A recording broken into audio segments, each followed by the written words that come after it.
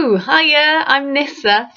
I'm a hypnobirthing teacher and a midwife in London, and I'm going to show you today how you can breathe for a calmer birth.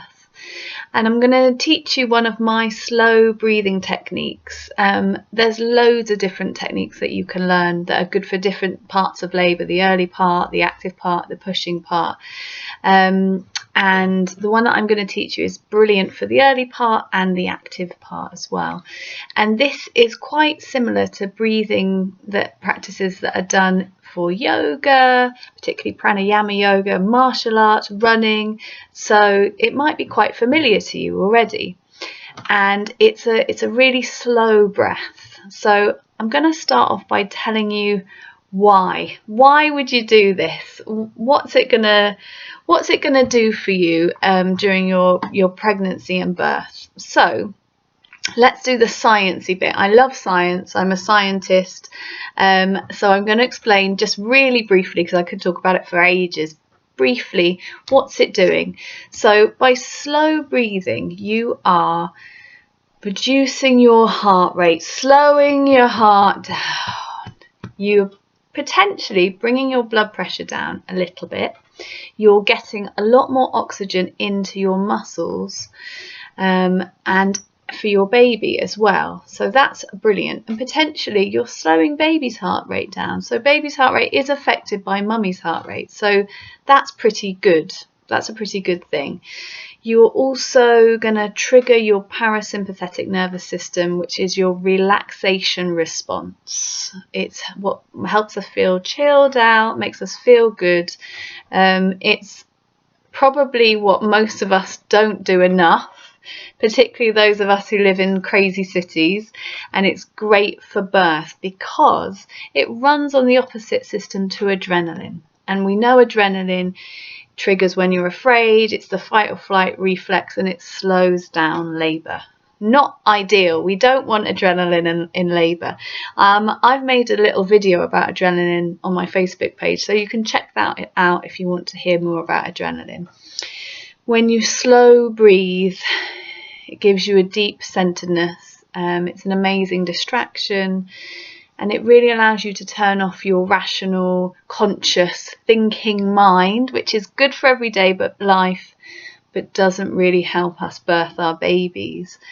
So it enables your body to birth without interruption, or with less interruption. We all know really that a quiet mind births more easily, basically. So how are you going to do it? So you're going to practice in pregnancy, so that by the time your birth comes, you will feel that it comes as second nature. And by practice, I mean every day. So if you've got a week left of birth, practice every day, maybe twice a day. If you've got 4 weeks, every day. If you've got 8 weeks, every day, 15 minutes in the morning or in the evening, practice. Practice is the key. And how? So I'm going to teach you a 4-8 breath, which is you breathe in for 4 and out for 8. And I want you to do it with me. So I'm going to show you how to do it, and I want you to breathe with me. Don't be shy, it's only me. And it's belly breathing or diaphragmatic breathing. So you're really breathing right down, filling the lungs up to the bottom, breathing from the belly, not from the lungs, which is shallow. And you're relaxing your jaw. We all hold loads of tension in our jaws. Relaxing your lips as much as you can.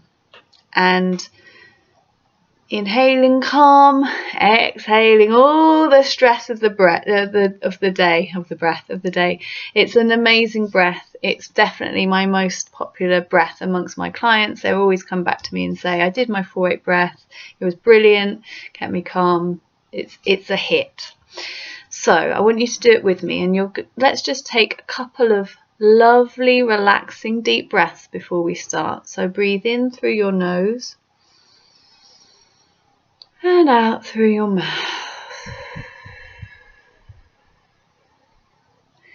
In through the nose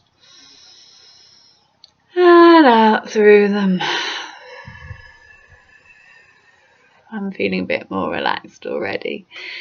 So I'm going to guide you through this, and I can't breathe whilst I'm talking, so I'll talk and you breathe. So I want you to remember filling up the lungs, relaxing the jaw and the lips, set up nice and straight, breathing in 2, 3, 4, out 2, 3, 4, 5, 6, 7, 8. In 2, 3, 4, out 2, 3, 4, 5, 6, 7, 8. In 2, 3, 4, out 2, 3, 4, 5, 6, 7, 8. Brilliant, guys. Now, how do you practice? You can practice on your own and you count in your mind. Practice somewhere where you feel relaxed. So dim the lights, get some nice smells in the room. Practice in the bath, practice in bed. Practice with your birth partner, whoever that's going to be. Get them to count for you so that when you come to birth, you'll feel really confident and they'll know what to do. And it won't feel weird or strange. And it's brilliant, this breath, for moments where you feel a little bit out of control. And probably most women during the birth will have moments like that. It could be when you're going from fully open to feeling like you want to push. That transition sometimes can be overwhelming. At that point, your birth partner can say, hey, let's do our 4-8 breath and get you relaxed again. Or it might be if you're birthing in the hospital and you've arrived, you've made it, you're brilliant, and then you're asked to wait in the reception for an hour and you're labouring. It's not very relaxing sitting on one of those plastic chairs when you're giving birth. So the breathing will help you in those kind of circumstances. And it's just such a simple thing. So give it a go. Practice every day for the next week and see if it makes you feel relaxed and calm. I fully recommend it. I'm also, at the moment, I've challenged myself. I'm doing a positive birth campaign, and I've challenged myself to make 100 positive birth suggestions over the next 30 days. So I'm only a few days in. So that's over on my Facebook page. So if you go over there, you will be absolutely given a massive hug of positive birth suggestions. Lots of them are practical things you can do as well. So have a little check out over there. I'd love to see you there. And lots of love to everybody. Have a brilliant day and get breathing. All right, see you next time.